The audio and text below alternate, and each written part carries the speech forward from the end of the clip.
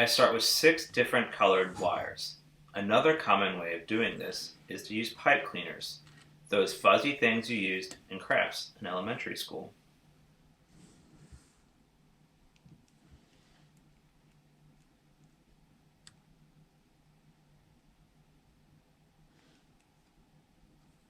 Twist all the wires together at the base. This is the ancestral lineage, the root of the phylogenetic tree. The twisting together represents that at this point we only have one interbreeding lineage.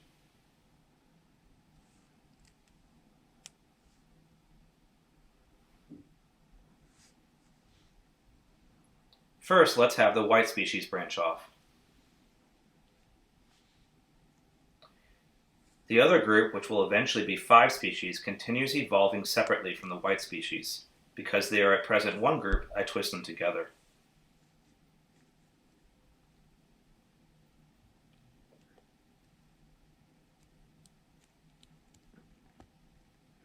Now there's a new split. The black and blue group split off and evolved together separate from the red, green, yellow group. I'm going to follow the black and blue group first. They evolve as one group initially, hence I twist them together.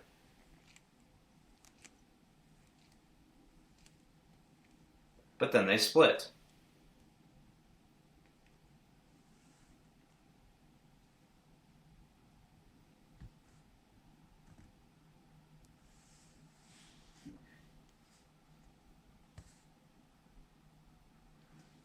Now let's return to the red, green, yellow group, which initially evolved together.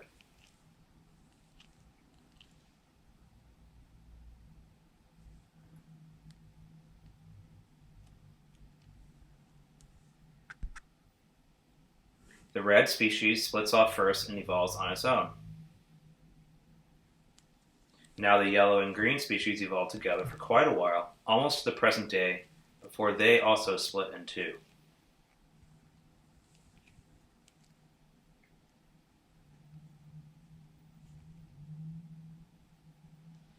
So now we have a phylogeny.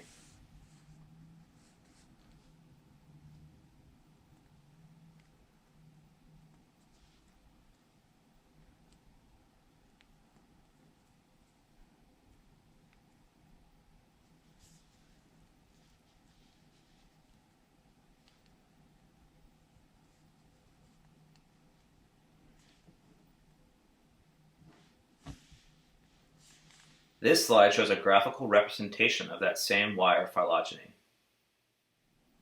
What happens if we twirl the phylogeny around at the root? Now we have this phylogeny.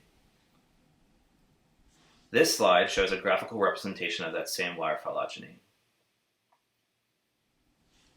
Okay, so now let's twirl branches around the node uniting the red, green, yellow group, their most recent common ancestor. Now we have this phylogeny. This slide shows a graphical representation of that same wire phylogeny. Okay, now I will twist the tree around the most recent common ancestor of all the species except the white one.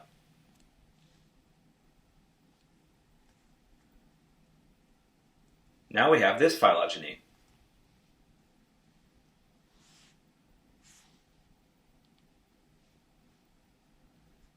This slide shows a graphical representation of that same wire phylogeny. Putting all this together, I've shown you 4 different conformations of the exact same phylogeny. Notice that the relationships between species, how they're connected, are always the same. The green and yellow species are always most closely related to each other, and the red species is more closely related to them than to the other species. Relatedness is based on most recent common ancestor, the place where the branches leading to the species of interest come together.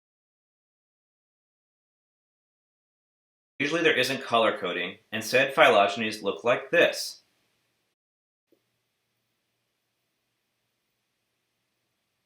I'd like to close by explaining how you can use a phylogeny to present a hypothesis about how traits evolved. So I'm going to use an example here where the color of the wire corresponds to the color of the male of a bird species, and we are going to make a hypothesis for how those color differences evolved.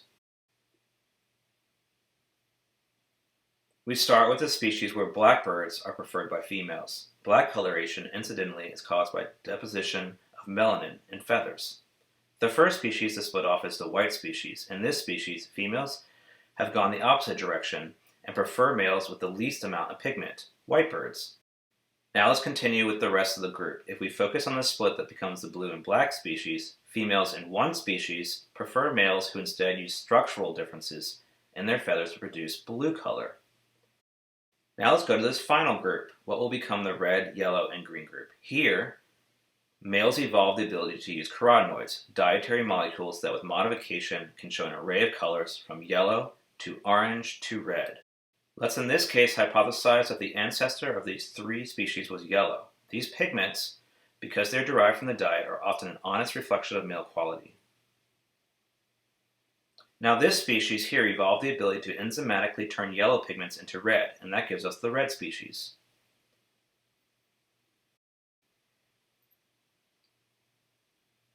The final hypothesized change is that there's the green species is formed by combining the yellow pigmentation of their ancestor with structural blue coloration to become green.